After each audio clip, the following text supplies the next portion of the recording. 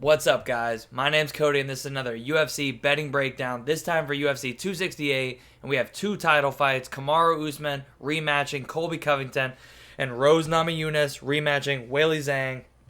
We also have Frankie Edgar taking on Vera, Shane Burgos taking on Billy Q, Justin Gaethje taking on Michael Chandler, and a bunch of other banger fights on this card as well.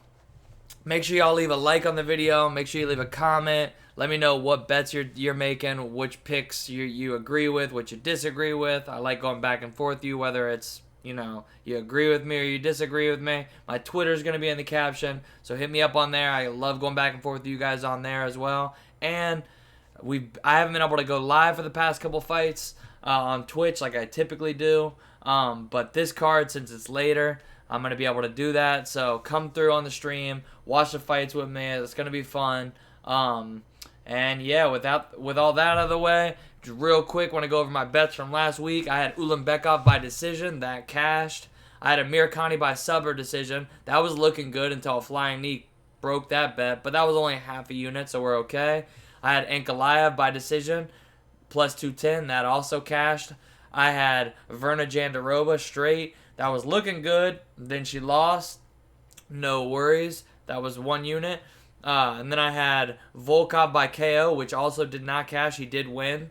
So we were still okay. I had Jan versus Corey goes the decision. That cashed. Islam didn't win by decision, but he did win. So we're still looking okay. And then the last one was Jan by KO. Obviously, that didn't cash. So far, I was a little negative, but the parlays bailed me out. I had Duraev parlayed up with Petrosky and Yao Zhang. Does not go to decision. That cashed. I had Duraev parlayed up with Shemaev in round 1 or 2. That cashed as well. I had Omar Gadadziev and Quinones off the Contender Series parlayed up with Ulanbekov and Islam. That cashed. I had Volkov and Zaleski. That cashed as well. And then I had Verna versus Ribas over 2.5 parlayed up with Zaleski. And that cashed as well. My Jan parlay did not cash, but we still ended up going positive like 3.5 units, largely due to those parlays. So can't complain. Another winning card. Just trying to keep those units piling in, trying to get a good streak going again. And what better way than some more high-level MMA? These are the best cards for me. And Usman's been a big money maker for me. Spoiler alert. We'll get into that a little bit later. Some dope fights on this card. I cannot wait for it. So, without further ado, let's get into it. Now, real quick, I want to say that some of these early fights, we got so much high-level MMA on this card that there's a couple fights that I'm not super interested on betting, and straight up, this first one is one of those. I got CJ Vergara taking on Odie Osborne, and Vergara coming in 9-2. Did fight on the Contender Series in his last fight against Bruno Correa. Won in the first round in 40 seconds. It was a nice knee to the body, knocked him out.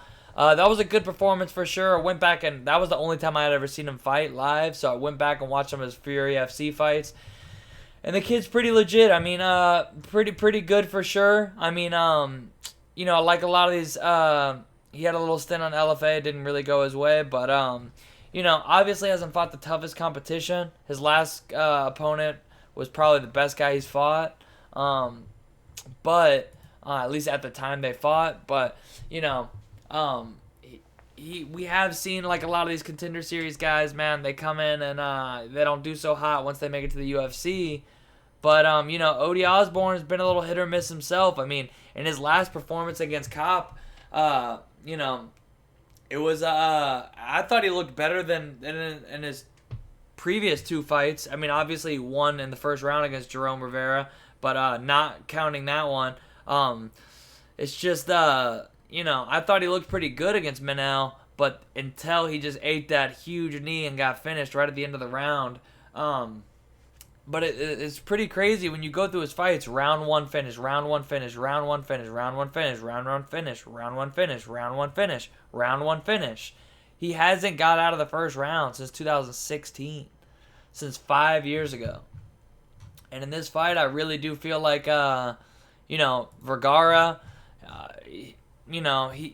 He's a finisher too himself. He's been a finisher, but obviously against lower level guys. One thing I do like about him is he has round 3 finish, round 3 finish, round 2 finish, round 2 finish. And then you go through and watch these fights, and I mean, yeah, if these guys get out of the first round and extend him, he does seem to look like he starts to get better as the fight goes on. And I do feel like there's a question mark as far as Ody Osborne's gas tank and how he's going to look past the first round, because we just haven't had to see it in five years. And I do feel like going into this fight, like in that first round, Ody Osborne, my most likely scenario is Ody Osborne gets a first round finish. I really do feel like he's the rightful favorite and it's his fight to lose. I could see a knockout. I could also see a club and sub, like he catches CJ with something big and then gets his back, rear naked chokes him, or snatches up a guillotine or something. But going into that second and third round, man, there's some big question marks as far as how Osborne's gas tank's going to look. And, both these guys are pretty inexperienced. Obviously, Osborne's at least had a couple UFC fights. There is an X factor as far as the gas tank, but other than that, I do feel like he has a cleaner, sharper striking. I do feel like his grappling is pretty competent with Vergara's. It's going to be pretty competitive there. I feel like it's going to play out mostly on the feet, though. And I really do see Ody Osborne getting a first-round finish. I don't know if it's going to be with a knockout or submission. I would lean towards the knockout, but I could see a submission happening, too. But if it doesn't happen in the first round, I really do think it's going to get dicey. So I'm going to go Osborne by round 1 KO. But definitely not really loving any. I looked at some of the props, not really thrilled about any of them. I really just feel like it could go, if CJ can extend him past that first round and a half, it could get a little dicey. So I get you if you're taking a dog shot on him, but UFC debut, I think it's a pretty tough fight. I'm going to go with Ody Osborne, first round KO. Next up, we got this should be a banger. We got Melsik Bagdasaryan taking on Bruno Souza. And Bruno Souza we saw last pretty recently when he fought Javier Garcia. Over at LFA, which is definitely a higher, pretty high level regional promotion. And, it's 5-0 over there, and that's pretty impressive. I mean, 3 of them being decisions, 2 of them being split, but did have a finish over Guillermo Santos, and that was a pretty good win, pretty good finish. The one thing, it's kind of like that first fight where I like the fact that, he's gone to decision 2, 3, 4, 5, 6, 7 times. And, and even had a round 2 finish, a round 3. Well, he was actually losing this fight and got hit with an illegal blow and won that one. But, he's made it out of that first round and had some, extended fights, whether they went his way or not. The thing about Bagdasaryan is, man, round 2 finish and a decision, and his last 2. And that decision, got a little crazy. But before that, 7-second knockout, 9-second knockout, 30-second knockout, 15-second knockout. And then, these are some decisions, but this is boxing and kickboxing. And his loss before then was a decision. It's like, it's just, when this guy wins, it's typically like a first minute. And if not first 30 seconds, first 15, first 10 seconds. This guy is crazy explosive, super dangerous, but like minus 280. I mean, I do think Bruno Souza doesn't really have the greatest. He's got decent grappling, but his wrestling is kind of meh.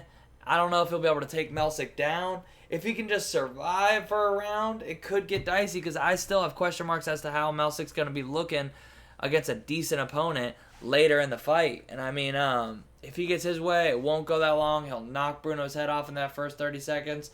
I don't think he really has a different way to fight, so I think he's going to come out like a bat out of hell, and if he wins, it's probably going to be first round knockout. But, it's not one that I would be looking to bet. At least in the last fight, you're getting minus 160. This one's minus 280. And I do feel like Bruno Souza's a pretty hittable guy. I do feel like he's going to have a tough time taking Melsik down. But if he can just survive a round, it's going to get dicey. So it's not really enough for me to take a dog shot on Bruno because nothing I really liked when I watched the tape, nothing was really like, oh man, this guy really, got a legitimate path to victory. But it's like just enough question to be like, at the same time, what am I going to parlay up Melsick at minus 280? Man, I'm going to hate myself during that fight. Like, yeah, he'll probably, I'll lean towards Melsick first round knockout. It should be back-to-back first round knockouts. But man, at least in the first fight of the night, I get minus 160, or I can even get like positive money for by KO. Minus 280, it's like, I just don't, this is a pass for me. Let's see what let's see what Bagdasaryan looks like after this, after this one. Hopefully, we can see Souza extend him around, maybe two, and we can see a little bit more what he has in store for us, just for the next fight, to bet on the next fight. But as far as this fight, I'll go Melsick in the first round by knockout. But I'm not touching that price, so it's going to be a pass again. And next up, we got Dustin Jacoby taking on John Elon. And John Elon came in and fought Roman Dolidze to a split decision about a year ago. And, wasn't pretty. It was definitely a close fight. It was definitely competitive. And as somebody who had a little bit of money on Dolidze, that was before I got the full picture of what I've gotten to see from Roman lately. Even though I say that, but I did bet on him in his last win, which was a sweat, but is what it is. Elon, though, he did have a no contest against Mike Rodriguez where he did pop. He looked good in that fight. It was against Mike Slow Rodriguez, but, he popped for PDs after that. That, in my opinion, should be an L right there, but it is what it is. Obviously, he's a finisher when he wins. Has a decent amount of submissions. Has a decent amount of KOs. He's also been submitted. He's been finished. He's been submitted several times, 3 times. Obviously, you shouldn't have to worry about that too much against Dustin Jacoby, but I do feel like while he of course will have if he can get Jacoby down, he'll have a decent chance here, but I just don't know if I can believe in his. Let me pull up these odds real quick because I know it's a late notice fight, so the odds aren't coming up here on Tapology. I just don't know if I can bank on John Elon's wrestling obviously he's a big underdog, and I get it because I really feel like this fight he's gonna have a tough time taking down Dustin Jacoby. Jacoby's a high-level kickboxer. Now, obviously, we got to wonder which Jacoby we're going to get. Is it going to be the Jacoby that came in against Darren Stewart and looked pretty solid? Is it going to be the one against Iaquinta, who at least, Kutalaba's a legitimate fighter? It was a split decision, but obviously it's not what you would want. But, even in Justin Ledette or the Ty Flores fight, at least he looked like he could go 15 minutes. But in that Maxim Grisham fight, my God, that was a sweat. I had some money on him in that fight, and that was a sweaty money. Like, that was a sweaty, night just in general to be cashing that bet. I was dying during that fight. My man he was gassed out after about a round. And, luckily Maxim doesn't have the greatest grappling, doesn't really have the best takedowns. And that's similar in this fight, where I feel like even if he gasses out, he should be able to survive and just keep the fight on the feet, where he's the much better striker. He's got a big striking advantage here, much better kickboxing than John Elon. I think he could put him away. But obviously, if Elon can get him down, it could definitely be trouble. Jacoby's ground game does not look great so far. He's obviously coming over as a kickboxer. He's going to have some room to improve there, just like some other people on the card. But I'm still going to go Jacoby. But, man, this line sitting at like minus 300 right now. Again, I'm sorry. First 3 fights on the card. Going to have to be passes for me. He's even minus 400 on some books. I just can't play that. Not when a guy, when I bet Justin Jacoby, it's happened twice, and I happened to cash both bets. But I have not liked how he's looked. Like, he just, his gas tank, it's hit or miss. You would think it would be a little bit better, training at altitude, obviously at a good camp, but it's just been spotty, and it's not somebody I want to bet minus 400. So I'm gonna go Jacoby. I'm gonna go Jacoby by KO, but it's not really one that I want to bet. And next up, we're finally closing out the lower level fights, if I'm being honest. And don't get me wrong, man, even these lower level fights should be bangers. I'm excited for them. This next fight, though, whoo, daddy, this is the daddy of all slop fests. I'm sorry. We got John Vellante taking on Chris Barnett. And I like John Vellante, man. He seems like a cool-ass guy. He seems super likable. And I like Chris Barnett, too. The guy's style's dope. Man's 5'9". I really think he's like 5'8". At heavyweight. And apparently he cuts down from 300 pounds. When I first heard that, I thought it was bullshit. But apparently Alistair Overeem brought him in for a camp. And this man, they made him get on a scale, and he was like 330 pounds or some shit. Just ridiculous. The man is low 300s, cuts weight to make the 265 limit. And he's fighting John Vellante, who in his last fight looked a little bit better shape. I mean, he came in against Collier at 243. I think at Maurice Green, he was 255. And both of those fights, though, man, he looked in bad shape, man. Honestly, I feel like Vellante is doing this for the money. He's a tough guy. He'll go in there, take some punches to make some money. It just doesn't seem like he's all the way in. And he's already announced now that he's retiring after this fight. You never bet a guy who says he's retiring before the fight, especially when his last two performances have been his worst two performances of all time. I mean, the Maurice Green fight, I don't even really want to get super into it. I'm sure if you're watching this now, you've probably heard about it or you probably saw it.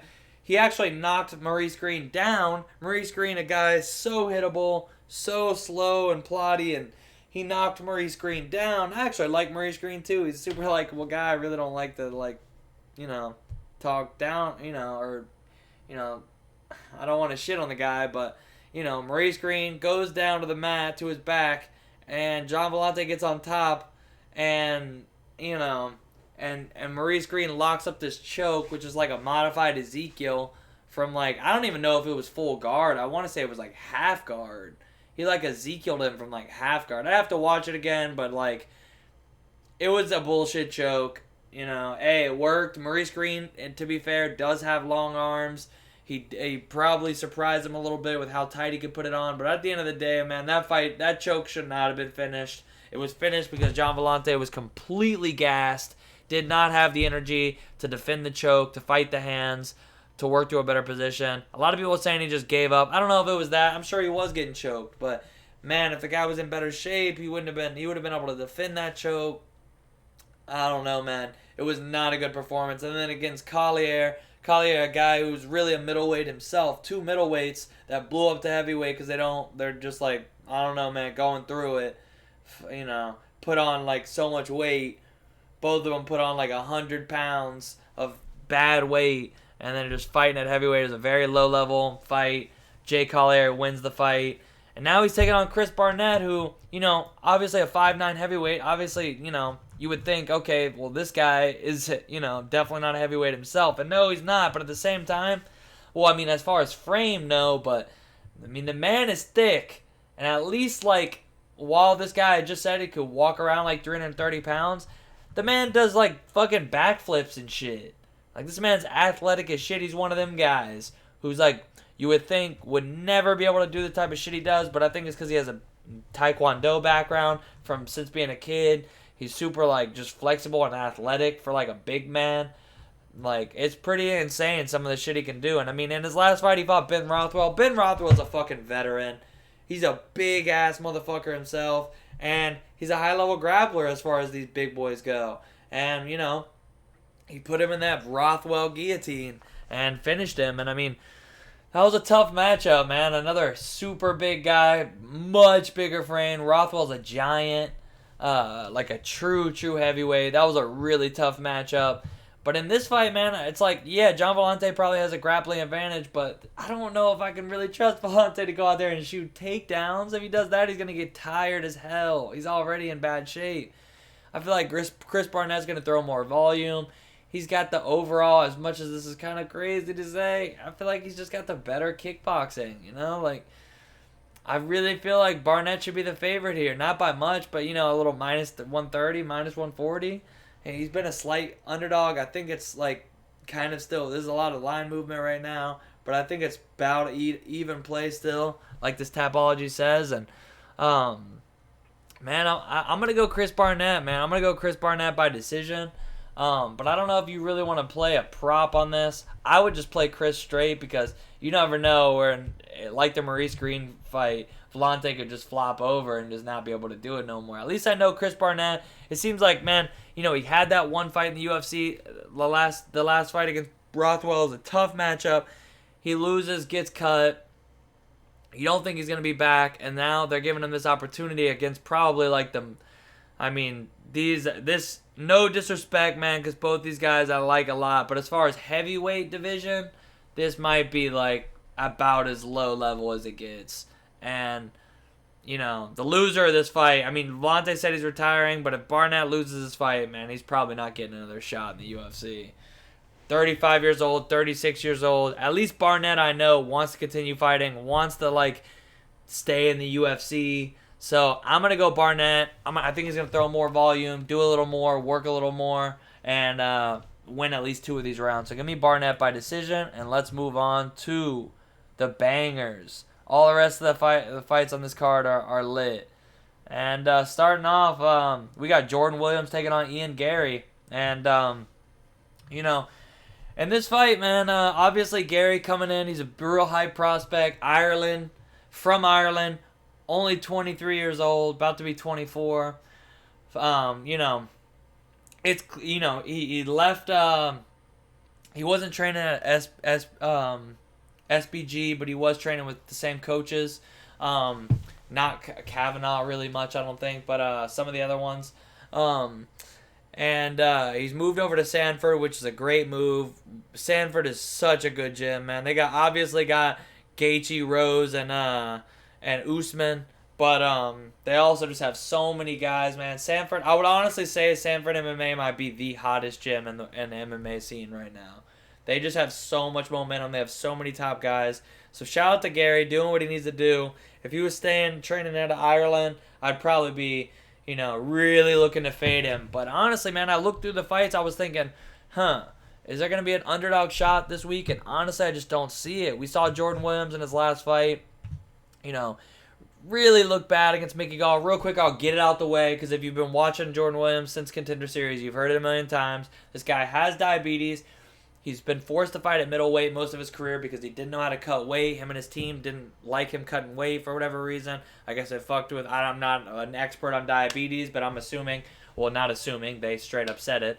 It made it hard for him to cut weight. He did cut weight in his last fight, and he looked terrible, man. Mickey Gall was rocking him on the feet. Typically, Williams, the big thing you could say about him is he's super tough and durable. But in this fight, I mean, he's still tough, but the durability did not look as great. You gotta wonder, maybe that cut is just tough for him. Maybe it's just not, you know, it's tough, man. Life isn't fair, and he's got this health issue, which makes it hard for him to cut weight, which makes it to where he looks better at middleweight, but at the end of the day, man, weighing in at 182, cutting 0 pounds for a middleweight fight, it's tough, man. It's tough. You're going against guys so much bigger than you, and in this fight, you know, he's going to be cutting weight again down to 170, and you just got to wonder, is it even a pro or a con? I mean, at least he's going to be fighting guys his size, but the durability didn't look great, and that's going to be tough when you're fighting a guy like Ian Gary. And I mean, Ian Gary ain't no small 170 either. He's a 6'3", jacked guy, ripped up, 23, momentum coming out of Sanford, big momentum on him, big confidence. Only loss was in amateurs, a split decision. So, you know, 4, 5, 6. If you count as amateur, he 12-0. Well, 12-1. Amateur and pro combined. Just saying that so you know he's a little bit more than just 6 fights. Obviously, out of over at Cage Warriors, lots of finishes. He dangerous on the feet. He's good, long, good at like his range management. Is always on point. it's good to see out of these young prospects a guy who doesn't like super I mean, he is getting these finishes in the first and second round, but he's been to decision a couple times, and he's not. It doesn't never really seems like he's rushing it, like he's overextending on shots, like he's really rushing to get these guys out of there. It's just, man, he's just been the better fighter in all these fights. And I mean, you could say, yeah, he's not fighting the best competition, but I mean, he's fighting over there what Cage Warriors had to give him. He was fighting out of Ireland. Now he's making the switch, and the UFC's giving him a pretty favorable matchup. They're giving him a guy who has not looked great, who's at the lower end of the welterweights, and I like Jordan Williams, honestly, and I'm not trying to keep saying that, but I really do. Like, Jordan Williams, is definitely a lower level as far as the 170ers are concerned, and the thing is, like, the thing about him in this fight is, like, if his durability is in question, it's going to be tough with Gary, especially, like, he's the bigger guy already, and now he's cutting the weight, and we wonder how that's going to be. I feel like Gary's got all the advantages, the striking, the grappling, the submissions, the power even. I mean, Williams got to pop in his shots, but, man, Gary's a finisher, man, and I really feel like the only way is if Jordan just lands a big old bomb. Maybe Gary comes in, the hype, the New York City crowd just gets to him.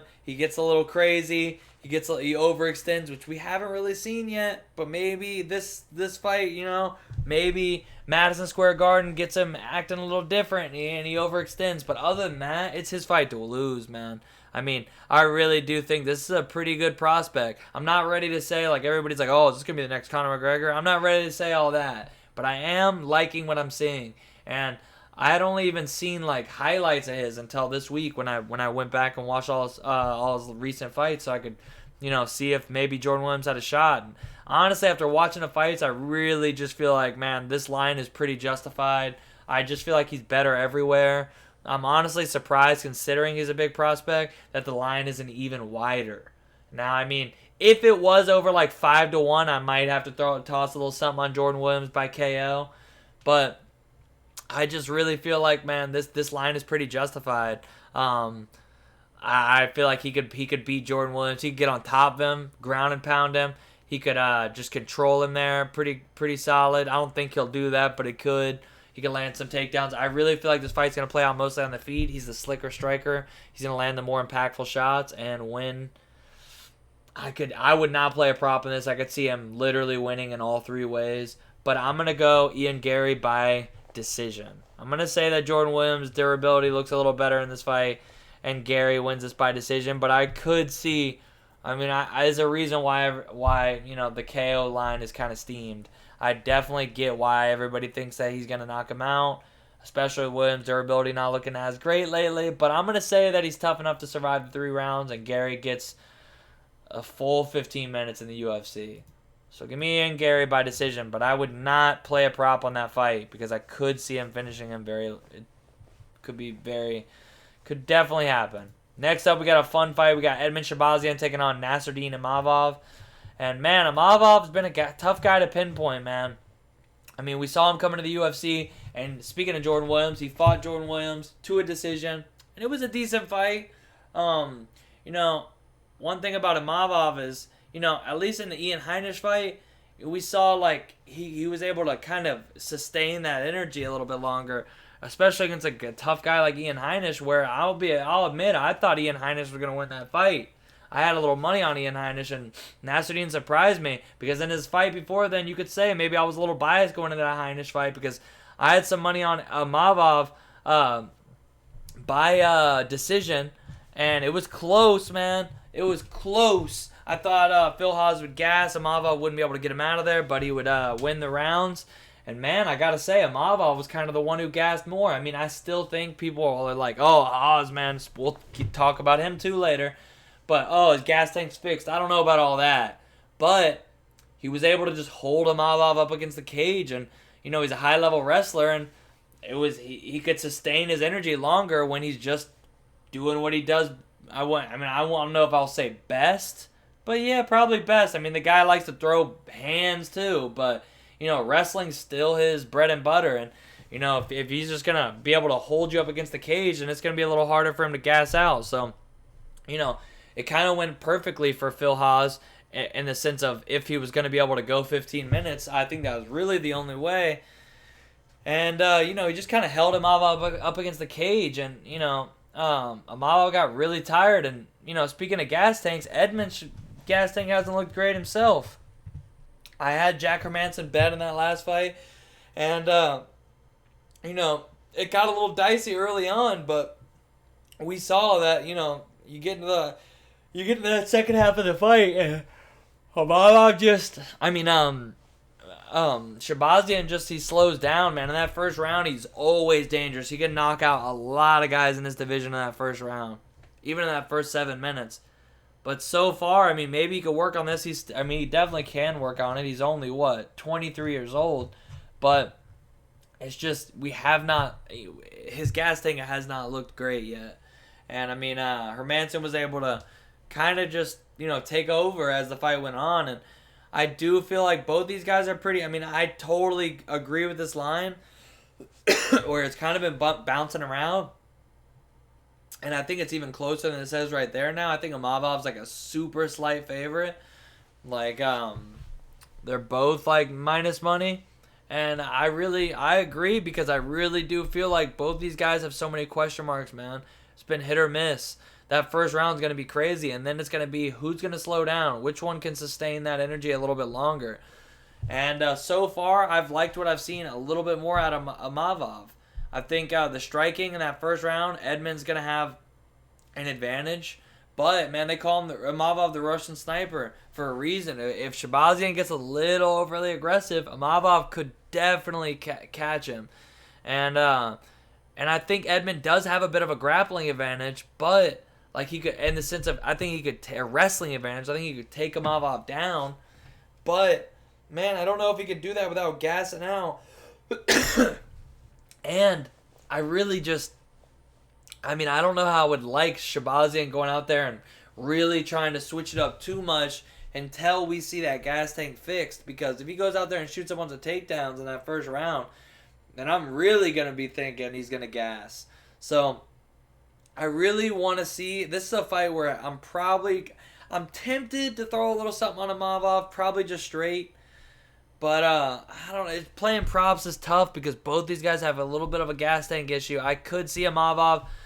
Really, I could see this fight going the distance, but I could see if Shabazian slows down, I could see Imavov catching it with something.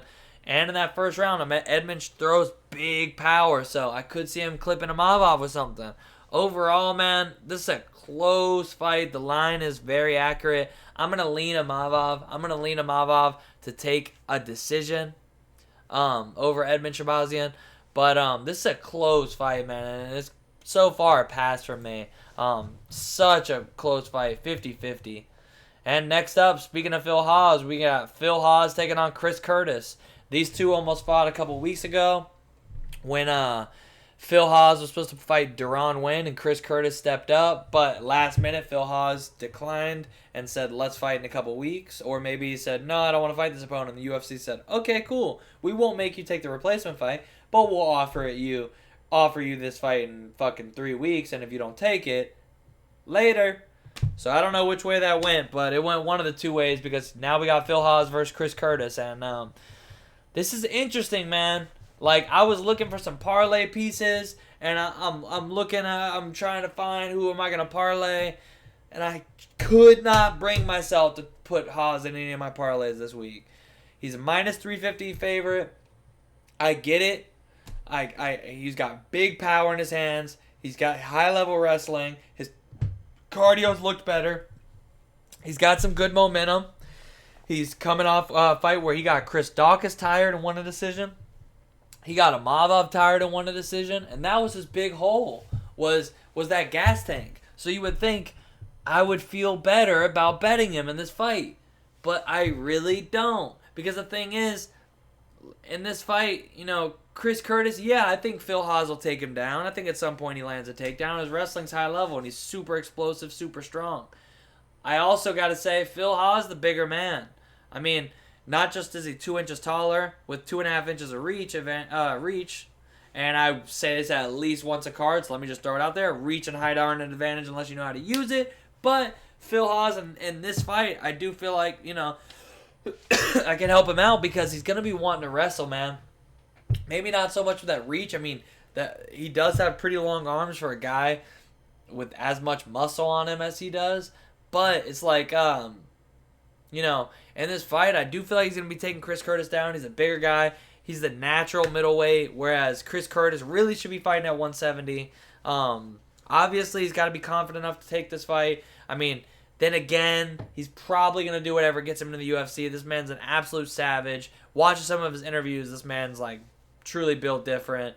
Mentality is crazy. And a lot of you guys might not know this guy, but I got to say, man, you know, he's a double champ over there at not the Fight Night.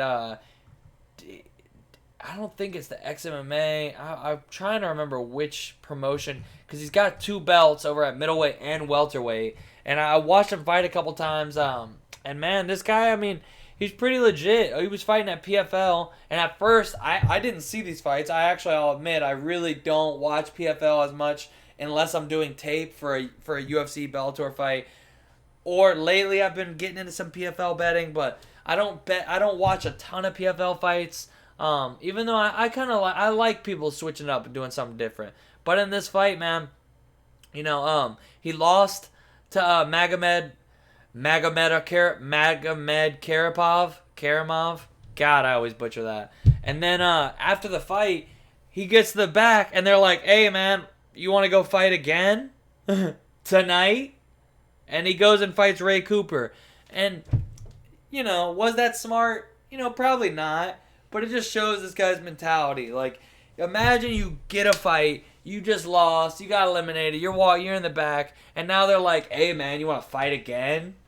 God damn, I just fought 15 minutes. I got to fight again? I mean, I guess he didn't have to, but the man's built different. And I went and watched the Ray Cooper fight because I was like, did he just get blown out? Because I didn't remember that fight. Nah, man. He put up a fight. He won the first round. And in the second round, he obviously got caught 10 seconds in, and it happens. But, you know, technically it was his 5th round of the night. And, you know, since then, 5 straight wins. You know, 4 of them being finishes. And you know, he's pretty legit. This guy's been fighting for a long time. Like, a lot of you guys probably don't know his name, but and you might not recognize him, but the man's been fighting. He's fought at a lot of promotions, CES, Absolute Action, HFC, PA, Cage Fight, MMA Extreme. I mean, Spartan FC. He's fighting he's fought at a lot of promotions. And he's a tough guy, man. He's not easy to finish. Most of these losses are going by decision. He had that Ray Cooper knockout, but, you know, that was a tough break. You know, he won some fucking brownie points in my eyes just going out there and fighting again. And, you know, I like this guy, man. And the thing about him, too, you look through his fights, and shout out to Cody Saff. He pointed this out, man. I'm glad I caught his breakdown. You know, the round 3 finish, round 4, round 2, or that was the Ray Cooper loss, but round 3, obviously there's decision sprinkled in here too, but round 3, round 4, round 2, and then some of these don't have the method of victory putting on there, but man's got a lot of round 2, round 3, even round 4 finishes, and, you know, for a guy like Phil Hawes, yeah, he was able to kind of, you know, just make Kyle Dawkins and Amavov kind of just, you know, put them up against the cage, muscle them around, and just kind of like, you know, disarm them a little bit. But and Chris Curtis, man, this guy's going to fight, man. He's been waiting for this UFC opportunity. He's doing anything to get in, and now is his shot. He's got to come in and fight for your money. And I don't know, man. I do think that Phil Hawes could be, you know, he could be that big favorite on this card that shits the bed. And, you know, I think he was right to not underestimate Chris Curtis and take it on short notice the last time. And that could definitely help him here. But, you know, I do think this line is wide. I do think the fact that nobody knows really, or only the hardcores, I should say, know who Chris Curtis is. I'll admit, I've seen his name come around. I saw some of his like highlights and stuff, especially leading into this week. But I had to really dig into the tape because I didn't know him that well. And I should, because the guy is a ton of fights, and he's fought out of so many promotions. But after watching, man, I think this guy's pretty legit, and he's obviously coming in and he's going to fight 110%. I know that. I know this man ain't just collecting a check. He's coming in here for the win. And, I do think he could get the win.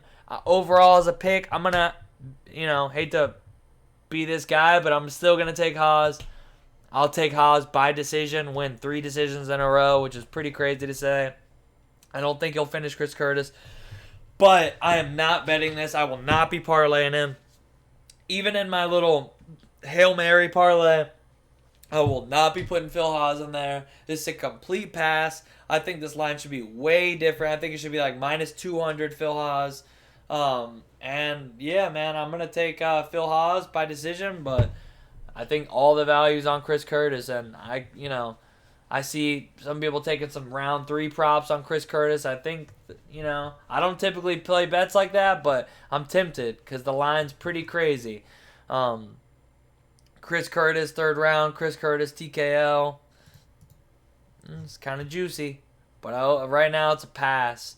Next up, we got Iaquinta taking on Bobby Green, and this should be a fun one, man. I mean, in this fight, man, you got Iaquinta coming in off a couple tough losses. I mean, fought Dan Hooker and just kind of got beat up. I mean, it wasn't his best performance, but the guy is tough. He's hard to put away, and obviously Donald Cerrone's last win was Iaquinta, and that wasn't great. A lot of people thought he was going to be able to, just going to have a little too much power for Cerrone at this point in Cerrone's career. A lot of these hard-hitting guys are tough for Cerrone at this point because he just doesn't take big shots that well anymore. But, he went out there and Donald Cerrone looked good in that fight, man.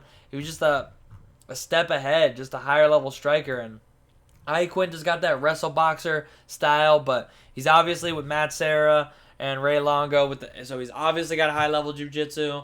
But, and I do feel like he's got to mix in some takedowns to win this fight, but man, Bobby Green's a tough guy to take down, and he's even tougher to submit. This guy doesn't get submitted. This guy doesn't really get taken down. He actually goes out there and lands some takedowns here and there. The shitty part about Bobby Green is, man, so many of these decisions. The Fiziev fight was the only decision recently that I think he actually lost. I thought he won the Moses fight. I thought he won the Trinaldo fight for sure. I thought he won the Jakar Close fight. I mean, I thought he won the Rashid Magomedov fight. The last fight I thought he really lost, beside the Fiziev fight, was the Dustin Poirier fight where he got knocked out. All these split, and I mean, they're actually unanimous, which is crazy to me. I thought I had money on not only Bobby Green in the Tago Moises fight and the Trinaldo fight, but I had him by decision in both of them. I got burned in both of them, double. He was big, juicy money by decision. And in the Jakar Close fight, I don't remember if I had him by decision, but I know I had money on Bobby Green. I've been burned with Bobby Green too many times. So this is a fight, when I saw it, I'm like, oh, Iaquinta, he's a realtor. He's not. How much is he really training? He's got these knee injuries that have been bothering him for at least 5 years. I've been hearing this man do interviews talking about his knees for 5 years.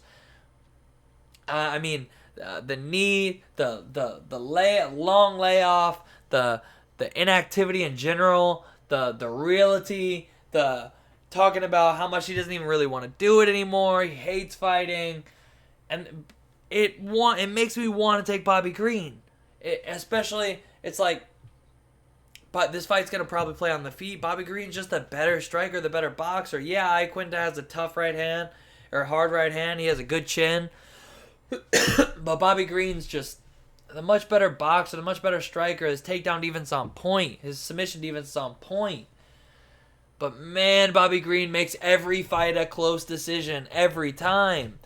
Close decision. I mean, Fiziev, it was still a close decision. I don't know how the fuck, whoever that ref was, because I can't remember, who gave Fiziev that 3rd round, should be taken out back and pow. It's like, no, I'm kidding. But still, how? How did he lose the 3rd round? He beat the piss out of Fiziev in the 3rd round. He doubled up on strikes. It was a clear-cut Bobby Green round. But he lost the round. And I still think at least that time he didn't get robbed as far as the decision. But it's like, these judges just don't like Bobby Green's style. Every round that's close is going the other way every time. There's a reason for that. Now, there's a lot of theories. Some people say racism, and I'm just like, I don't want to get into this. This isn't the podcast for that. But I will say, we got people of all colors, ethnicities that get good, decisions their way. And other people say, oh, it's like his brashness, his cockiness. Man, the crazy thing is, Bobby Green's a cool-ass guy. He's super cool. Outside of the cage, man, he's a super likable guy. But inside the cage, I will say, every time he gets hit, he does the shake it off. Every time, you try to do something to him, he likes to clown at you and laugh at you. It's just kind of like his thing. And he's not even really a big shit talker. He just likes to have fun in there, man. He's kind of like Holland in the sense of where he's just having fun. He doesn't even have beef with his opponents. He honestly typically hugs these guys and has a fucking good vibes with them. He just likes to have fun in there, man. But the judges don't like it. If the round is close and one guy, it seems like he's just giving his absolute all and he's just digging deep. And the other guy's like, ha, ha, hoo, hoo, hoo, slip, ha. Like he's doing that shit. You're just like, yo, fuck this guy, man. I'm going to give it to the guy who looks like he's just giving his blood, sweat, and tears to it. Even though Bobby Green is too, he just has that mean poker face. He just has that style where he wants to have fun. And for whatever reason, man, the judges hate it. So, my philosophy is 9 times out of 10, this is going to decision. 8 times out of 10, this is going to be a close decision. I'll even say like 8.5 times out of 10. These guys fight 10 times. 9.5 of them are going to decision. 8.5 of them are going to be a razor close decision. 7.5 of those 8.5, we're going to be saying, yo, Bobby Green won this fight. Yo, Bobby Green, easy all day decision. But, bro, 6.5 of those are going to be going to Al. So I feel like, man, you already got him as a dog. You know this fight's going to decision. Why maybe a little flyer on Al by decision? I'll be honest with you, I haven't bet it yet. I did bet the fight to go to decision. I parlayed it up. I'll go over with my parlays at the end of the night. Or at the end of the video. But I'm thinking about taking a little shot on Al by decision. I don't know if I want to double up since I already have money on the fight to go to decision. But I really feel like this fight's going to decision. It's going to be close. Bobby Green gets robbed out of every close decision. Is this going to be the final? Every time I'm like, man, he can't get robbed again. I know it's going to go to decision, but it's got to go Bobby's way this time. He's got to have a lucky bounce this time. I don't know what it is, man. I don't know what Bobby did to these judges, bro. I don't, because I like the guy. He's a likable guy. I guess they just don't like his presence in the cage. I'm going to go Bobby Green by decision, because that's how I feel like the fight's going to go. I feel like Bobby Green it's going to go to decision, and Bobby Green will be the rightful winner. I don't like to just sit here and be like, oh, I'm going to pick Al by decision just because I think Bobby's going to get robbed. But, man, I'm not even trying to be this big narrative guy because I really try to stick to the X's and O's of the fight. But the X's and O's of this point to this fight's going to decision. It's going to be close. Bobby typically gets the short end of the stick on those. So I'm going to say Bobby Green's going to do enough to win the decision, but I think it's highly likely that we're all saying, holy shit, Bobby Green lost another close decision. I thought Bobby won. I don't know how the judges gave Al 2 of those rounds, but it's probably going to happen. So give me Bobby Green by decision, kinda, but the value really is on fight to go to decision, even though it's juiced the fuck, so you're going to have to parlay it up.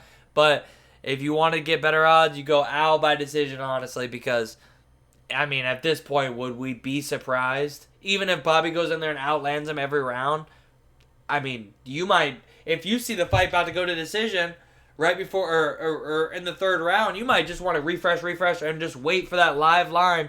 And the bookie's like, oh, shit, plus 500 for Al because he's clearly winning this decision or losing this decision.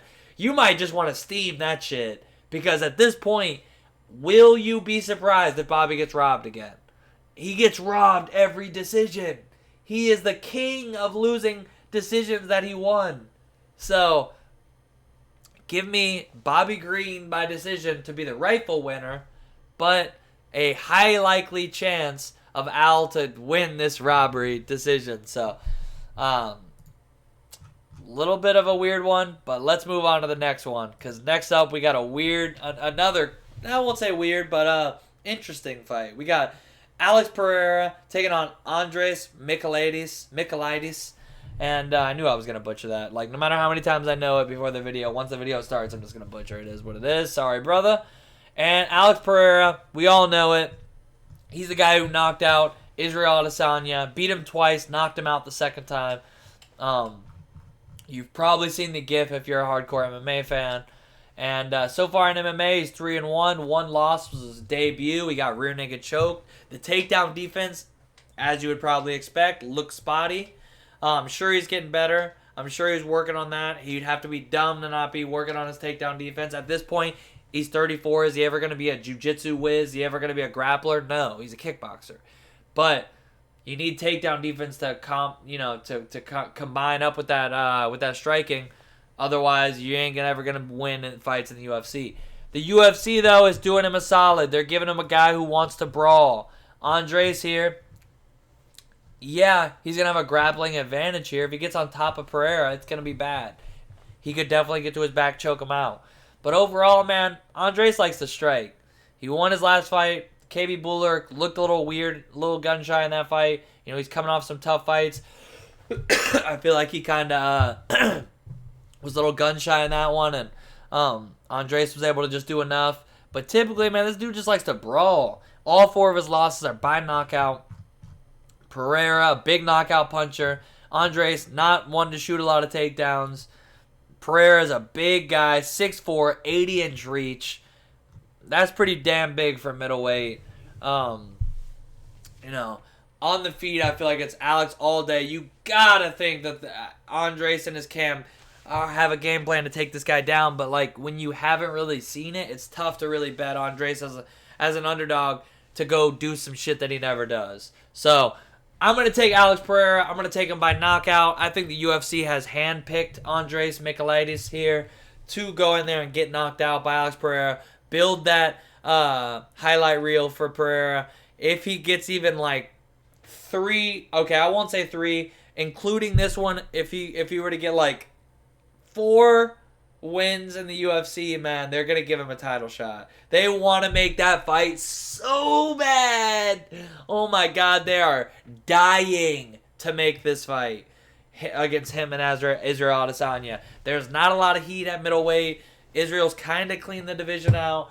They tried to put him in a light heavyweight. That didn't really work out. They need new blood, and Pereira could be it, but he's going to have to put up together a couple wins. I think this is a good one for him to get. I think he's going to knock Andres out. So give me Pereira by knockout. But if that man gets taken down, you might want to... if he gets taken down, there's a couple minutes in that round, just sit there and stare at your live bet screen. Because honestly, I feel like the second that shit comes up and lets you cash out, you cash the fuck out. You hedge the fuck out. You don't want... I mean, it's just reality. The man's 3-1 in MMA. He's a kickboxer. If this fight goes to the ground and there's a couple minutes left in the round, Andre's probably going to submit him. Or put him in a position where he can't escape and he's just raining down shots and the referee has no choice but to step in.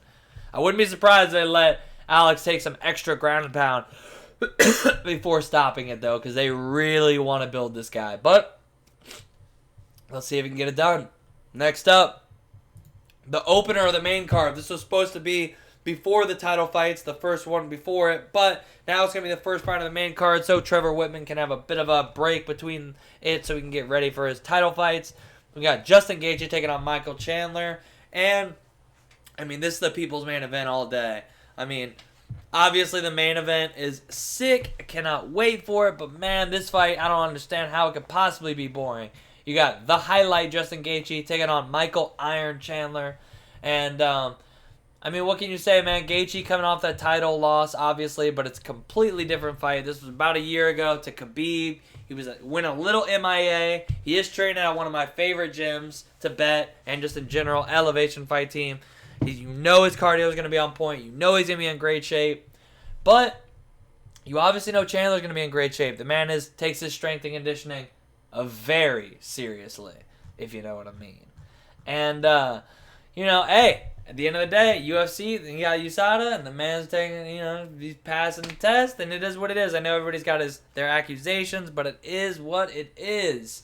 And, I'm sorry I even had to mention that to start this off, but it's just hard not to. Going into this fight, man, the thing is, I do feel like Chandler is going to have a grappling advantage. The thing is, Gaethje's wrestling defense is so solid. If you're not Khabib, you haven't been able to get him down. I mean, Michael Johnson took him down in the middle of a brawl. Gaethje was able to get right back up. But overall, man, if you're not Khabib, you haven't been able to have success taking this guy down. And, overall, I feel like the fight's going to play out mostly on the feet. And in that first round, I mean, Chandler has crazy one-punch power, but Gaethje mixes it up. He throws the combinations with all the punches have power. The kicks have power. He's got the leg kicks, which I think are a big factor in this fight because we've seen Chandler with the Brett Primus fight, with the Henderson fight. We saw, and there was another one I'm trying to think. I think it might have been I can't remember which fight it was. It might have been the Patricky fight. We've seen him take some mean leg kicks that really compromise them in several fights. We've seen him get finished several times, and the biggest thing about this is I feel like Gaethje's a better striker. I feel like his takedown defense is good enough to keep the fight on the feet. And he's also the bigger man, and he's also the more durable man. We saw Eddie Alvarez finish him after he fucking hit him with 47 punches to the head in a minute, in less than, literally, that was insane. And then you saw Dustin Poirier after 4 rounds. He almost finished Dustin. Dustin says it himself. Both those guys went to absolute war, hit him with everything but the kitchen sink, and then finally they were able to finish him. And then Khabib, he triangled him to sleep. Completely different style matchup. There's no reason to even look at the Khabib fight. But the Eddie and Dustin fight, it's like, the reason they were able to do that is they took him to the depths of just absolute hell. And then, they were able to survive a little bit longer. But one, that was before Justin Gaethje. Honestly, and I hate to say it, because it happened at the hands of my boy, Tony Ferguson, one of my favorite fighters. But, man, ever since that fight, he's just been a little bit more slow, methodical. I think the crowd not being there at that fight helped him. And then since then, he's seen, oh, shit, if I slow down a little bit more, I can, it just helps his style. He doesn't have to get hit nearly as much. I mean, the man gets hit an outrageous. It's 7 times a minute with significant strikes, which is high as hell. But it's, at the end of the day, his style is you hit me once, or you hit me twice, I hit you once, but it triple the damage. He's held up the durability, the chin. Chandler's durability has not. Obviously we've seen Gaethje finish twice after 3 and 4 rounds of absolute war with 2 of the best brawlers of all time, Dustin Poirier and Eddie Alvarez. Whereas Charles Oliveira obviously is super dangerous, but he caught him with one left hook and put him down. Patricky Pitbull, he was much bigger than him. And, he's a featherweight, and he knocked him out in a minute. You got Brett Primus. They had the weird ankle calf injury. You had Will Brooks knock him out. You had and then even in these Eddie fights and he was more durable back then, but you've seen he doesn't take punishment nearly as well as he used to. And he's never been the most ironclad, no pun intended for the nickname, but he's never had Gaethje durability. And I feel like this fight's going to play out on the feet. It's going to be tough for Chandler to get him down. Maybe he gets him down once, maybe twice, but this is going to be mostly on the feet. I feel like Gaethje's going to be able to get back up if he gets taken down. And then Chandler's not going to want to use the wrestling necessary, the repeated wrestling necessary to continuously keep him on his back. Because Chandler also, I don't think he has the gas tank that Gaethje does. Gaethje has that Elevation Fight Team gas tank. he don't get tired. Chandler gets tired. His durability's not as good. He's the smaller guy. Yeah, he has an inch and a half reach, but he's the smaller guy. I'm not just talking about because he's 3 inches shorter. I'm talking about just in general. When you see him size up, Gaethje looks like a little bit of the bigger guy. Chandler's obviously jacked as hell, but Gaethje's got a bigger frame. Gaethje's a little bit more durable. Gaethje's, I feel like got a little bit more, he's 32, Chandler's 35, but I feel like Gaethje, I don't know. I've still got some question marks. Obviously it was against the champ, Oliveira, but I still want to see, like, how much Chandler can take on, like, flush shots. Because I've seen Gaethje take flush shots. Can he take a flush right hand from Chandler? I don't know, but overall, I'm going to go on the durability. I'm going to go on the more versatile attacks with the leg kicks. We've seen leg kicks bother Chandler. I'm going to go with Gaethje. I'm going to go Gaethje by knockout, probably second round. I do have Gaethje parlayed up. We'll get into that later. Let's move on to the next one. Next up, we got another banger. If the last one wasn't fight of the night, this one most likely will be. We got Shane Burgos taking on Billy Quarantillo. And Shane Burgos coming off a couple tough losses, but man, one of the hardest hitting 145ers ever, Josh Emmett, super underrated guy, was able to beat him, but couldn't finish him. And man, it was pretty nuts that Shane Burgos was able to finish that fight because you saw he was taking ungodly punishment in that fight. And yeah, maybe it did, show a little bit in his last fight, or maybe it didn't. Barbosa put crazy damage on him himself, so maybe he had recovered from the Emmett fight and it just didn't matter. The scary thing is that Barbosa fight was only like 5 months ago, and he took a lot of damage in that fight. You saw it was like that delayed finish where Barbosa caught him with a right hook, and then Burgos takes a step back. He goes to put his hands up and get back into the, engage again, and then all of a sudden he just turns off. I had never seen anything like that ever. It was nuts. And, you got to wonder, was it the fact that, in a year he took 2 ungodly amounts of damage in both those fights. And, and in this fight, he's fighting a guy who's super durable in Billy Q. And I still think Burgos he's always been very durable. We obviously saw that in the Josh Emmett fight, but is his durability going to be the same as a result of those last 2 fights? That's the question. Billy Q, on the other hand, he took Gavin Tucker. Gavin Tucker beat him by decision, and JP Reese beat him by decision. The only time we've seen him get finished was, and so did Saul Rogers on The Ultimate Fighter.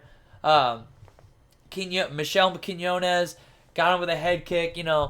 Other than that, man, this guy just, even in the amateur fights, he just sticks in there, man. This guy's durable as hell. He's got that killer combination of cardio and durability, and it's taken him a long way. He's not the most skilled guy. He's not the most clean striker, and we saw that in the Gavin Tucker fight. He fought Gavin Tucker, who was just a crisper, more technical striker, and it didn't work out for him. He was just getting pieced up. Gavin Tucker was also able to take him down. But, when he fights these lower-level guys, his Gabriel Benitez, his Kyle Nelson, his Spike Carlisle's, it's not even necessarily, even Jacob Kilburn, it's not necessarily that he has more skills. He just can fight at his highest point for longer. And once these guys start to fall off, he takes over. Which is going to be tough when he's fighting a guy like Shane Burgos, who also takes over as the fight gets longer, who also has a great gas tank. The only thing is Shane Burgos' chin a little compromised at this point?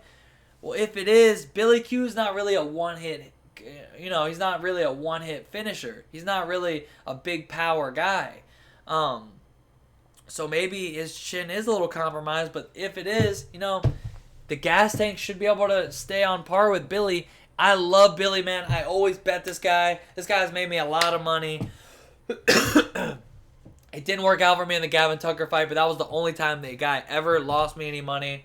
Love how this guy fights, man. I love both these guys. I'm a huge fan of both these guys, man. Like, big fan. Hate the fact that they're fighting each other because I love betting them. I love picking them. Or just, watching them fight. I do have Shane Burgos bet. I do have, him in a parlay. We'll get into it at the end. But, overall, man, I definitely think this is a tough fight. I think it's going to be fight of the night. As long as Shane's durability holds up, because I do feel like Billy Q is going to have to mix in takedowns, man. And Shane Burgos has always had good takedown defense. He's 5'11", 75-inch reach, and he uses that reach well. It's not even so much that he's such a high-level wrestler. It's just that he uses range so well that people can't really get in deep on his hips. They have trouble bringing him to the ground because he's always at his range. And, Billy Q is a long guy for the division himself. But, it's going to be tough for him in this fight, I just really don't know if I can bank on Billy Q to be able to get takedowns. And I hate betting against them. I hate even picking against them. But I got to go Shane Burgos. I do think that Billy Q's always been durable. So I got the fight going to the distance. I got Shane Burgos to win a decision here. Maybe Billy Q could finish him if Shane, is coming back a little too soon. It wasn't that long ago that he had a really violent knockout. But overall, I think he's going to be able to survive it. I think Shane will land more volume on the feet. This is going to be a fun-ass fight. I cannot wait. And, man, I really hope both of them are healthy, can give a good fight. And I think this or the Gaethje fight will be fight of the night. So give me Shane Burgos by decision, but I cannot wait for that one. Next up, we got Frankie Edgar taking on Marlon Vera. And this is a fun fight as well, man. This main card's so fire, man. If you're missing this card, you're crazy. You got Frankie Edgar, absolute legend. I mean, what can you even say? Like, I could go on and on. The man's fought everybody. I'm not even going to list them. He's fought absolutely everybody. He's fought guys that were 40 pounds heavier than him. He was competing. He was a lightweight champ when he was fucking a bantamweight out there. He would look tiny out there fighting Gray Maynard. The man's 5'6" and was the lightweight champion. He's an absolute legend. They don't build fighters like this anymore. The man has everybody in the community's respect. If you don't like Frankie, if you don't respect Frankie, I don't respect you as an MMA fan.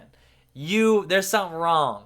You're new around here, bud. Because if you have been watching this sport, you fucking at least respect Frankie. Maybe he's beat or at least fought some of your favorite guys. Maybe you're a big Jose Aldo fan. Even if you are, okay. I mean, the man beat him every time. He was the one. If Jose Aldo wasn't around, Frankie would be the champ at featherweight. Back in his heyday. But at the end of the day, man, he is 40 years old. If this was a couple years ago, it would be Frankie all day. Even 3 years ago, I'd be taking Frankie all day. It's pretty crazy seeing him as an underdog here, but he is 40 years old at bantamweight. I wish we could have seen this man fight at bantamweight longer. I wish we could have seen him in his prime fighting at bantamweight. He's still a very high-level fighter, but it's tough, man. And he's fighting Marlon Vera, who's so underrated, man. That 19-7, close that. Don't look at that shit. That doesn't tell the story at all. These losses are to Song Yadong, Jose Aldo. Obviously, Jose Aldo, do I need to say more? And he looked good in that fight, man. It was a good fight. I had money on Jose. I figured it would go that way. I figured he would take him to decision. Cheeto's so goddamn durable. I mean, the man's only lost by decision. Look at that. Never been finished. Probably won't unless he fights as long as Frankie does. Frankie had that durability too. He was always a guy that you were like, oh, this guy can't be finished. But if you fight till you're 40 at these lower weight classes especially, I won't say that. Obviously, the chance of being finished goes up as you get into those higher divisions, especially once you get into that middleweight, light heavyweight area. People think it's heavyweight, but actually middleweight is the highest, most amount of knockouts typically, because they have the perfect blend of speed and athleticism and cardio and still have as much power as you ever need to knock somebody out. But at these lower divisions, it's hard to compete with these guys who are so fast. I mean, Cheeto's only 28 and Frankie's 40 years old. And you got Cheeto, you could say, okay, lower level, Davy Grant not as known, but Davy Grant's a tough guy, man, and Cheeto looked great. I mean, he beat him up. He elbowed the piss out of him, and Davy's tough as nails for surviving that to a decision. Obviously, we know what he did to Sean O'Malley. People say it was fluke. It wasn't fluke, man. Leg kicks are real. He fucked up Sean's leg. Those elbows were real, too. And I love Sean O'Malley. It's a gimmick. He pisses people off with the whole undefeated thing, but it doesn't bother me. The man's high level. But so is Cheeto. The man's been fighting tough guys for a long time. He has a shit ton of UFC fights. Obviously not to Frankie's level. Obviously not fought the level of competition that Frankie has. But at the end of the day, like, he's fought a lot of tough guys. He's only lost by decision. He's super durable. I got this fight going to decision. That's the bet I have. I parlayed it up. Overall, I feel like obviously this should be Marlon's fight. I mean, Frankie's a 40-year-old bantamweight, but you got Marlon, who always loses the first round. Frankie is going to come in. He's going to be able to set the pace. He's going to be able to... His boxing's still clean. He still throws a lot of volume. We just got to hope, as long as his durability isn't shot after these last couple finishes he's had. You know, obviously Corey with the flying knee, that hurt to watch. That was tough. And then, you know, Korean Zombie, that was a short notice fight against a guy just so much bigger than him. Knocked him out. And then the one who started it, Brian Ortega, with that big uppercut. But, you know, Cheeto, you know, I really feel like this fight will go to decision, man. I feel like, you know, people think that Cheeto's just going to go in there and knock him out. But I feel like, you know, Corey's just a sniper and he caught him. And maybe Frankie's not as durable. Maybe he's not as quick, which makes him a little bit more hittable from those big shots. But I still think Frankie's durable enough to go 15. I'm going to lean Marlon. But could Frankie win that first round and then go out there and land a couple takedowns in the second and steal the fight? He definitely could. This fight, I think it's going to be close. I think it's going to be competitive, man. Frankie's not no pushover. I'm still going to lean Marlon. I'm going to lean Marlon by decision. But I think Frankie's live here. I think if you're going to bet Frankie, you take Frankie by decision. Because if anybody gets a finish, it'll probably be Marlon. I don't see Marlon have his first time being finished by Frankie. I mean, it's possible if Frankie gets on top of him, maybe Marlon turns his back, he sinks in a rear naked choke. That's the only way I possibly see Frankie getting a finish here. And I'm going to lean the fight go decision. I'm going to lean Marlon. But, you know, maybe if you think it's going to decision anyways, you take a flyer on Frankie by decision, like the fight earlier, like that Iaquinta fight. You know, you're going to get good odds on that. But overall, I'm going to parlay up, fight going to decision. I'll let you know how I made the parlays here in a minute. First off, we got two more fights, title fights. We got Rose Namajunas taking on Willie Zhang. And first off, I'm going to say, I bet this fight months ago, or probably about a month and a half ago. When I saw that I could get Rose for minus 110, actually, I think I actually bet it at minus 115. I actually saw Rose as a slight underdog the past couple days. I mean, just statistically speaking, y'all know I'm an X and O's guy. I don't really get into the narratives and the fucking stats as much as some other guys, because MMA is every fight's different. Every styles make fights. You don't want to do too much MMA math. But at the end of the day, Rose and Willie Zhang fought. How many months ago was that? It was 6 months ago. They fought, and Rose knocked her out in a minute. Now, statistically speaking, from the non-stats guy, when a man or a woman fights somebody who they've already fought and beat, they typically win the rematch unless the person who won is substantially older. In this case, she's younger. So not only that only boosts the odds even more, but statistically speaking, a rematch happens. The person who won will win again unless when the person who lost is much younger and the other person ages out, and then they can get the rematch win. But typically, the same person wins, and then that number goes way up when it's by knockout. You know, it was a little, you know, you might be throwing out, what about Conor Dustin? Okay, the fact that you remember that shows that it does not happen often. Also, there's a lot of X factors with Conor, man. Is he training this? Like, these two girls are both still training hard. I will say the one thing in Zhang's corner is I like the fact she's training with Henry. I like that little camp they got. You know, it looks like, you know, obviously Henry, Olympic gold medalist. I think, you know, they could do some big things, but they haven't been training together very long. I don't know if it's going to be enough. And it's kind of crazy to see that Zhang has almost twice the amount of fights as Rose, because Rose has really fought like everyone really at this division. I mean, Joanna twice, Andrade twice, obviously Zhang last, Michelle Waterson, Karolina Kowalkiewicz, Tisha Torres, Paige Van Zandt, Angela Hill, Carla Esparza, Randa Marcos, Joanne Calderwood, Tisha Torres again.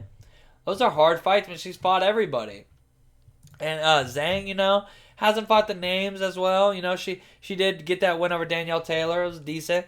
Jessica Aguilar, that was decent. Tisha Torres, that was a good win. Jessica Andrade, that was a great win. Joanna Jędrzejczyk, that was a great win, but I actually took that was a very close fight, very competitive. Obviously, Joanna's been on a bit of a rough patch. She's still super elite, but a bit of a rough patch.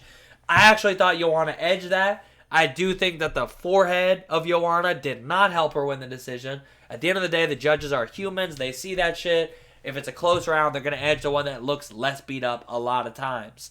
I thought Joanna edged that fight, but it was very close. It was still a great performance by Zhang. I understand why she was a decent favorite going into the first Rose fight. But the fact that she's been a favorite part of this week, I think as of this second, she might be a slight favorite as well, like minus 115. It's kind of crazy to me, man. Rose just knocked her out. And do I think that Rose is going to go in there and knock her out again in the first round, in the first minute? No, I don't. I think it's going to be more competitive than the first time. But, I mean, you're going to give me underdog odds on somebody who knocked the other one out in a minute 6 months ago? I'm not allowed. I would hate myself if I didn't bet that. I have to bet that. My hands are fucking tied. So I got Rose. I already have 2 units on her. And honestly, I was super tempted to throw another 2 units, or at least another unit, since she's an underdog. I took her at minus 115, and yesterday she was plus 105. I'm so tempted. The only reason I didn't, it was like, wow, the line's going Zhang's way. What if I get plus 120 on Rose? I mean, I'm really eyeing that right now. I'm gonna try to get in as much info, get the weigh in, as much info as I can. The press conference, and tell that line. If that line's not going Rose's way, then I want to try to eat up as much information as I can to see if there's anything that can scare me off, because I'm tempted to throw another unit or 2 on Rose.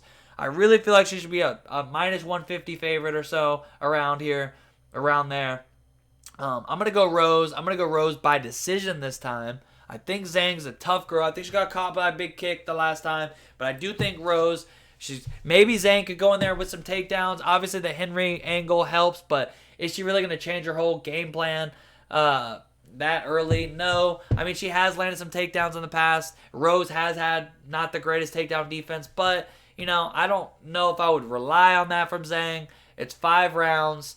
Can she land a couple takedowns? Yes, but I still think Namajunas is the overall better grappler. I think she could sweep her. I think she could possibly submit her off her back. I wouldn't bank on that, but it's possible. Enough to make Zhang a little hesitant to really want to do too much grappling. Rose has got slick jiu-jitsu, man, and I don't know if that's a great path for Zhang. So give me Rose. Give me Rose to win by decision. I think TKO is still possible. Sub is possible. I wouldn't play a prop, but I'm just going to take Rose straight.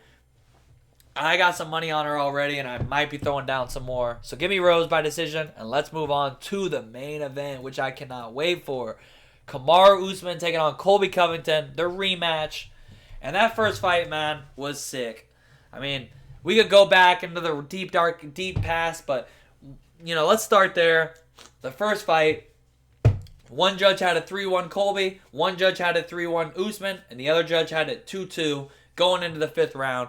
I had Colby edging the round in the early 5th, and then you had Usman get 2 knockdowns, put it on him, and then finish him. Now, I will say, he did get dropped twice, so that is partly obviously why the ref did what he did, but was it the cleanest stoppage ever? No. You typically don't see. Now, listen carefully, because I'm not saying the stoppage was bullshit. He got knocked down twice within that minute, which obviously weighed the judge's decision. But I will say, you typically don't see. Now, he was on both knees, and then some people are like, oh, it wasn't a real single. Hey, man, when you're a high-level wrestler like Usman or Colby, you can get takedowns like that. And was he really trying to take Usman down there, or was he trying to survive? He was trying to survive. But you typically don't see stoppages happen when a guy's in on a single like that. He was in on the single. His head was up on Usman's, on his hips, just trying to make it to where Usman could only really throw those little rabbit hammer fists. And hey, when those little rabbit hammer fists come from jacked ass Usman, who's like 190 pounds, solid muscle, they're not just little rabbit punches. Them bitches hurt. So I know that those punches are doing damage, but at the same time, Colby really was trying to stick in there. And I mean, Usman said he was accurate in the sense of when Colby, when you have endurance like Colby has, and you're a tough ass guy like Colby clearly is, whether you like him or not, you're gonna want to fight. So it's the ref's job to protect you from yourself. That's very true. But at the end of the day, Colby don't have no quit in him. The man earned so much of my respect in that fight. Fought a scary motherfucker like Usman with a broken jaw. Now he can say it wasn't broken. That shit looked broken to me. He said it was broken during the fight. Maybe it was just fucked up. Maybe it was like a fracture. Maybe it could go a lot of ways. But all I know is he was fucked up and he fought through it for 25 minutes. Well, about 24. And he wanted to continue. And it is what it is, man. It was a great fight. Usman, obviously the rightful winner. Even if he didn't get the finish, he would have won 3-2. And in the meantime, we've only seen Colby take on Tyron, who obviously Usman already beat, who obviously is on a terrible skid. Now, Colby did beat him up really good. Rib injury or not, finished him. That was good. But, we've seen more out of Usman. Since then, we saw him beat Jorge. And okay, yeah, that fight shouldn't have happened. I had a ton of money on Jorge. On Usman and that. My man, Usman has made me so much money lately, especially on those 2 Jorge fights. I bet the house. I bet almost my entire bankroll. I had way too much money on Usman in both those fights. And obviously we saw him not only beat him the second time, but finish him, knock him out on the feet. Round 2, starched him. It was, you've only seen, everybody says it's never happened. It actually has happened. It actually happened as very similar setup and way. Masvidal was knocked out, but that was 10 years ago. It was still very impressive. Do I think Jorge should have been in a title fight? No. But to knock him out on the feet in the second round, not even in the 5th when he's tired or something, second round, starching his ass, leaving him a fucking board on the canvas, that's impressive, man. You can't take that away. Usman haters, you gotta give him some credit, man. Man knocked out Jorge. He knocked out Gilbert Burns. He finished Colby, whether it was a little dicey or not. He dominated Dos Anjos, dominated Maya. obviously dominated Tyron Woodley. And, we've seen more from him. He's been more active than Colby. So it's tough to bank Colby when we saw these guys fight. It was very competitive. It was very close. But Usman got it done. And he's been more active. He's 3-0 with 2 finishes. Colby only fought Usman's leftovers. And I like Colby. Y'all know I like Colby. I like both these guys. This card is a lot of... I feel like I've said it 5 times, but genuinely, I feel like... Now, Colby's shtick isn't annoying sometimes. He gets a bit cringe. It is what it is. In the fight, in the cage, especially after that Usman fight, I'm like, yo, this man is a dog. And I love these guys who just go and go and go. Like Billy Q, like Shane Burgos. These guys have a crazy gas tank. They don't quit. Crazy toughness. They're going to fight for your money. They're never going to give up. These dudes will fight to the fucking death if they could.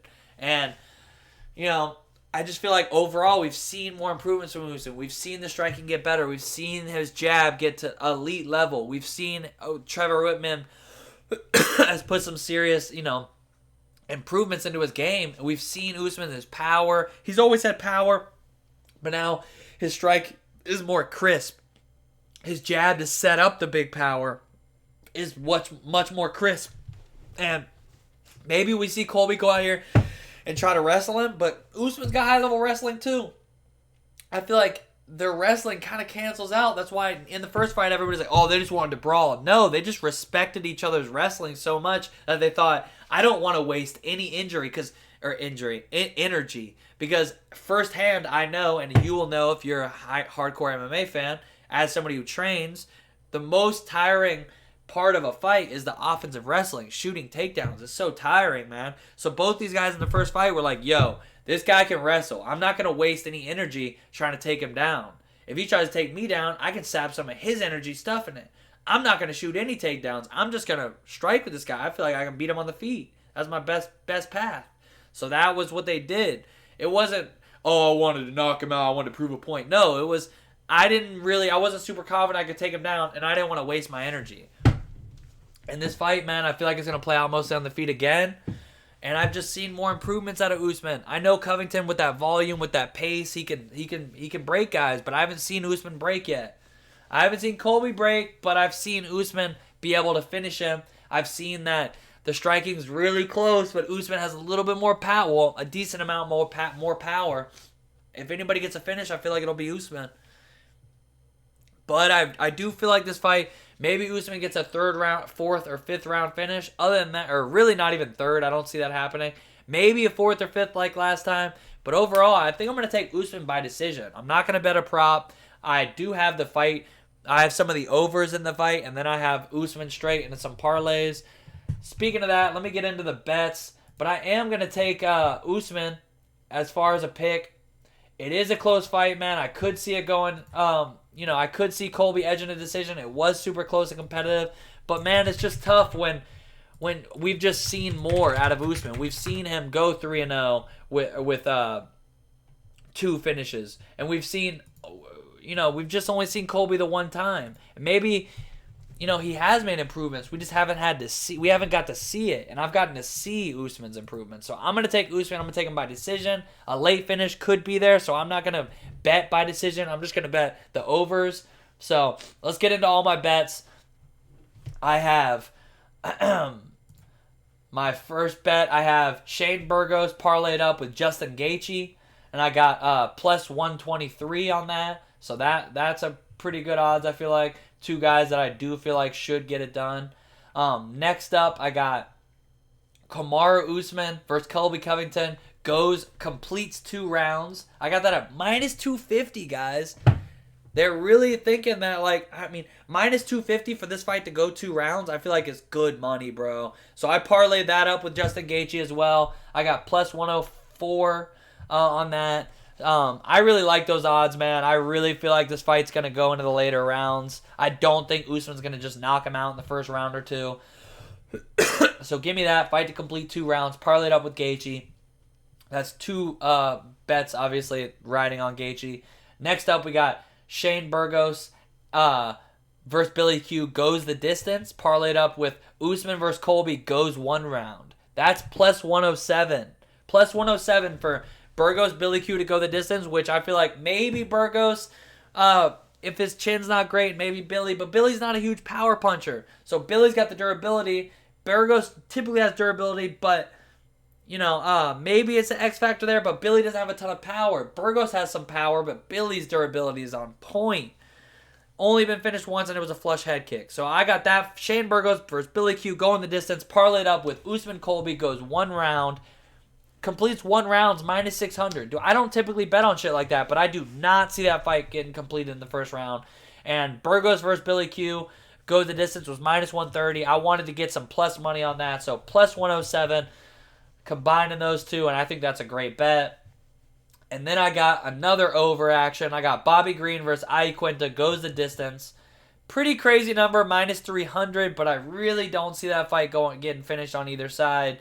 2 guys that typically win by decision. So I have that fight going to decision, parlayed up with Marlon Vera versus Frankie Edgar, goes the distance as well. That one's only minus 150.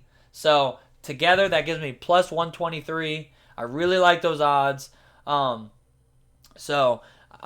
then last bet was a contender series. Oh, no, 2 more. I have a contender series bet from a couple weeks ago. Javid Basharat. He already won his fight, obviously. I have him parlayed up with Kamara Usman for minus 106. No, minus 106. That obviously I just need Usman to win to cash that. And then I have 2 units at Rose Nami units, minus 115. I really like those odds. I like the new ones even better. Again, I might throw a little something on Rose if as an underdog, if that stays like that. I'm really on the fence. I've literally typed it in a couple times and just didn't submit. There's a couple other ones I was looking at, maybe a Chris Curtis bet as an underdog, but I'm kind of torn. A Mavov I'm leaning slightly with. Maybe I would throw Ian in a parlay, but it's just the number is like, I don't like betting debutants at -400. That's dangerous. I'm tempted on Chris Barnett as an underdog. John Vellante retiring. I feel like, Chris Barnett should win that fight. And that's about it as far as bets. This is a super dope card. I cannot wait. I will be tweeting out all my bets as always. I will be looking for some live bets. I'll be live on Twitch looking for some bets as always. Come through, hang out, man. It's always fun. The Twitch and the Twitter will be in the caption. I appreciate you. This was a longer than typical video, but we got 14 fights, 2 title fights, and it's one of the best cards all year.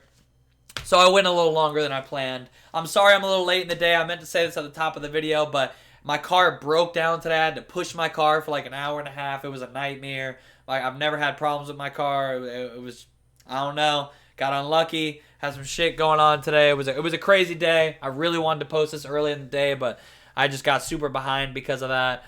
So sorry for the late post. Sorry the video ran a little long. If you're still here, you're an absolute GOAT, and I love you. Leave a comment. Leave a like.